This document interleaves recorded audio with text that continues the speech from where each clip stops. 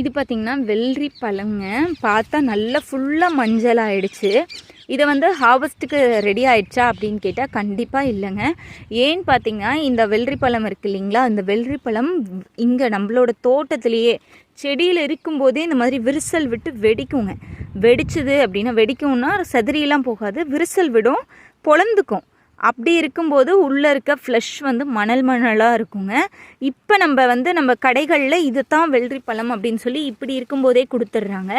இது வந்து டேஸ்ட்டு நல்லாவே இருக்காதுங்க. இதோட டேஸ்ட்டு பிடிச்சிருக்கு அப்படின்னு நினைக்கிறவங்க நீங்கள் ஒரு டைம் வெடித்த பழத்தை வாங்கி பாருங்கள். அப்போது வந்து தெரியும் உண்மையான வெள்ளரி பழத்தோட சுவை எது அப்படின்னு சொல்லிட்டு.